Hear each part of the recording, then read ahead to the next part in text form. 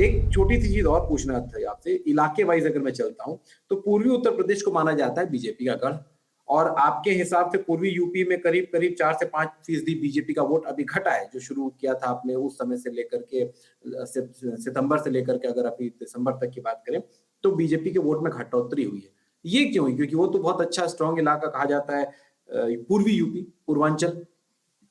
देखिए, पूर्वी उत्तर प्रदेश अपने अगर आप कहें कि पश्चिमी उत्तर प्रदेश की तरह बाद में अगर कोई स्विंगिंग ज्यादा कठिन इलाका है बीजेपी के लिए, वो पूर्वी होने वाला है। ये बात दीगर है कि गोरखपुर पूर्वी उत्तर प्रदेश में आता है। पूर्वांचल योगी आदित्यनाथ का अपना खुद का गढ़ माना जाना चाहिए, लेकिन दरअसल जितनी कास्ट के इक्वेशंस की कॉम्प्लेक्सिटीज वहां आती हैं, छोटे दलों का जो महत्व है वो पूर्वी उत्तर प्रदेश में बहुत आता है। आप राजभर वाली जो सीटें हैं, जिले हैं, वो आपको वहीं दिखेंगे। कुर्मी मतदाताओं के जिले हैं, अपना दल के जो जो कोर जिले हैं, वो सारे वहीं पर आते हैं। इनफैक्ट प्रधानमंत्री की अपनी लोकसभा सीट में 5 में से 2 विधानसभाएं ऐसी हैं जहां पे कुर्मी मतदाताओं के कारण अपना दल उनके लिए बहुत क्रिटिकल हो जाता है, खुद उनकी सीट पर। तो ये जैसे जैसे थोड़ी बहुत नाराजगी योगी के अगेंस्ट में इन छोटे दलों की हुई, एक एक करके उन दलों ने छोड़ा, वो सामने वाले का उन्होंने दामन पकड़ा। तो जब आप लीड करते हैं और 2000 4000 भी समर्थक आपके हटते हैं और कई सारे निकलने लगे, तो वो घाटा 10-12 हजार समर्थकों का हो जाता है किसी जगह पे, तब आपको वो घाटा आपके सामने दिखने लगता है। मेरे ख्याल से पूर्वांचल की राजनीति कड़ी लड़ाई की होने वाली है। दूसरा, पूर्वांचल में बसपा का भी बहुत मेजर गढ़ रहा है और वहां पे माइनॉरिटी डोमिनेटेड बहुत सारी लोग सामान्यतः उत्तर प्रदेश में मुस्लिम राजनीति का गढ़ मानते हैं रुहेलखंड को और पश्चिमी उत्तर प्रदेश में तराई की लगी हुई सीटों को। लेकिन आपको बड़ा आश्चर्य होगा कि जिले कई सारे हैं पूर्वांचल में जहां पे माइनॉरिटी वोटर बहुत ही साइजेबल नहीं बल्कि डिसाइसिव हैसियत में रखता है। उनके बीच में कोई संशय नहीं होना, बल्कि बीएसपी की जगह सपा को चुन लेना एक तरह से एज ए मेन पार्टी, वो बीएसपी के लिए घातक हुआ, बीजेपी के लिए। इसीलिए बीजेपी की बड़ी इच्छा होगी वहां पर कि बीएसपी का ग्राफ थोड़ा ऊपर उठे, क्योंकि अगर बीएसपी का ग्राफ उठेगा तो सपा का ग्राफ थोड़ा सा कम होगा, गिरेगा। ये उनकी या कांग्रेस ही उड़ गया थोड़ा बहुत, ये बीजेपी की बड़ी इच्छा होगी। बुंदेलखंड के बारे में क्या एनालिसिस है? वहां पर भी अभी समाजवादी पार्टी मजदूरों का मुद्दा और खाद का मुद्दा, किसानों का मुद्दा ये उठाने, किसान तो खैर वहां उतना नहीं है, फिर भी बाकी मुद्दे हैं। तो बुंदेलखंड को लेकर के क्या समाजवादी पार्टी बुंदेलखंड में दरअसल में लड़ाई लड़ रही थी नंबर 3 स्पॉट से नंबर 2 के स्पॉट में आने की। जी। मतलब बुंदेलखंड में मेन लड़ाई बसपा और बीजेपी की होती रही है। मतलब अगर आप पिछले 30 साल का चुनावी इतिहास दिखाएं तो सपा मेन पॉलिटिकल ब्लॉक नहीं था बीच में, बल्कि झांसी के और उसके आसपास कांग्रेस एक बड़ा ग्रुप बन गया था कुछ सालों के लिए वहां पर 2009 के लोकसभा चुनाव के बाद से। लेकिन अभी ओवरऑल क्या हो रहा है कि बीएसपी का ग्राफ अगर नीचे जा रहा है तो अब सपा वहां पे मुख्य प्रतिद्वंदी के ऊपर में अब बुंदेलखंड में भी उभर रही है। तो लड़ाई बीजेपी और सपा की अब शायद ज्यादा होगी। और बीजेपी को नुकसान बहुत ज्यादा तो इस बात का भी होगा रोहित की जो नॉन वर्किंग बीजेपी के एमएलए एमपीज हैं, जो नॉन परफॉर्मिंग हैं, उसका नुकसान बहुत होगा। इतनी बड़ी भीड़ में जब आप 325 सीट जीतते हैं, उसमें लहर में हर कोई जीत के आ गया और जीत के आने के बाद में उनके कामकाज की कोई ऑडिट नहीं है, तो बड़ी तादाद में सिटिंग एमएलए अगर कहीं दोबारा टिकट दे दिया गया तो मुंह के बल गिरने वाली बीजेपी। तो निश्चय मुझे लगता है कि बीजेपी शायद तो इसमें छटनी हो सकती है बड़े पैमाने पे, आपको लगता है? तो बस जल्दी से आखिर में 2 सवाल करके समाप्त करते हैं।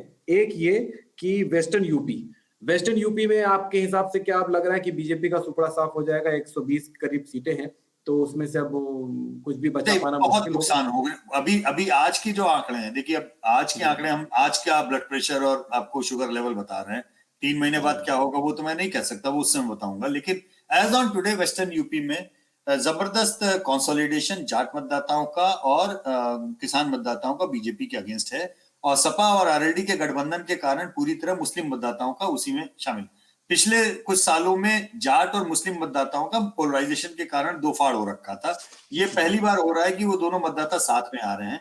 और आरएलडी को चूंकि वहां की नैसर्गिक नेचुरल रूप से एक वहां की जाटों की पार्टी रही है, जो अखिलेश को उसका लाभ मिल रहा है। जयंत अच्छा परफॉर्म कर रहे हैं, मतलब उनकी रैली में लोग काफी आ रहे हैं, मुझे लगता है पश्चिमी उत्तर प्रदेश में बीजेपी को खासा नुकसान होने की संभावना रहेगी। बीजेपी को अगर 10 सीट मानिए नुकसान होती है तो 10 में से नुकसान होने वाली सीटों में 6 सीटें पश्चिमी उत्तर प्रदेश से आएंगी, आप ये मान के चलिए। मतलब बीजेपी को अगर यूपी में नुकसान 60% अगर होगा तो 60% नुकसान अकेले 60% नुकसान पश्चिमी उत्तर प्रदेश और रोहिलखंड से आएगा। पश्चिम जी। और आपके हिसाब से सरकार अभी जो ट्रैकर आपने 3 माह का 3 महीने का कर लिया है, चौथा महीना अब शुरू हो चुका है, इसमें कर लिया, अभी की कंडीशन में आज का ब्लड प्रेशर, आज का बीपी अगर हम देखते हैं, आज का हार्ट रेट नापते हैं, तो आपको क्या लगता है बीजेपी की सरकार बन रही है या नहीं बन रही है? इतने नुकसान और इन सब के बावजूद भी एज ऑन टुडे ये चीज साफ मैं कह सकता हूं कि अगर आज चुनाव होते हैं तो बीजेपी की सरकार बनेगी। और उसका कारण ऐसा लगता है कि उनके पास में क्वेश्चन बहुत तगड़ा है। क्वेश्चन मतलब 325 सीट में 125 सीटों का एक तो क्वेश्चन हो जाता है कि आप अगर 100 सीटें लूज भी कर जाएं तो भी आपको मेजोरिटी आती है। उसी तरीके से वोट शेयर का जो गैप है वो गैप अभी भी 7-8% का लगातार बना हुआ है। और खासतौर पे पिछले जब से प्रधानमंत्री ने घोषणा की वापस लेने की, हम ऑब्जर्व कर रहे थे कि क्या इसमें अभी भी गिरावट आ रही है या वो थम गया है। तो मैंने ऐसा कार्यक्रम की शुरुआत में आपको बोला कि वो ब्लीडिंग या हैमरेज रुक गया है। तो बीजेपी अब 40% से नीचे उसका आंकड़ा आते हुए दिख नहीं रहा है। समाजवादी पार्टी के लिए जरूर है कि 20 से 32 तक का सफर तो बहुत तेजी से तय हो गया। अब 32 से 33, 33 से 34 वाले में उनको एड़ी चोटी का जोर लगाना होगा, क्योंकि बचा हुआ जो वोट है वो वोट अब उनका नेचुरल अलायंस का वोट नहीं है। वो वोट वैसा है जो बीजेपी की ताकत तो कम हो गई, आप मान रहे हैं ना? बीजेपी की ताकत डेफिनेटली कम हो रही है। अकेले दम पे सरकार क्लियर कट नहीं बना सकेगी, वो सहयोगियों के साथ ही बन पाएगा। नहीं हो सकता अकेले भी बन जाए, क्योंकि अभी इसमें दो हो सकता है बन जाए रोहित। हाँ, मैं ये बात बिल्कुल साफ कह रहा हूँ, पूरी संभावना है। क्योंकि जब आप 7-8% के वोट शेयर की गैप की बात करते हैं तो अक्सर कई बार होता है, अभी तो 2 चीजें बाकी हैं। हमको ये नहीं पता बीजेपी टिकट कितने काटेगी, तो एक वो नाराजगी कम होने का असर रहेगा। दूसरा, प्रधानमंत्री उनका तुरुप का इक्का, ये मत भूलिए। प्रधानमंत्री जब भी आप निकलेंगे कैंपेन के लिए तो 1.5-2-3% तो उनके कैंपेन का ही असर होगा।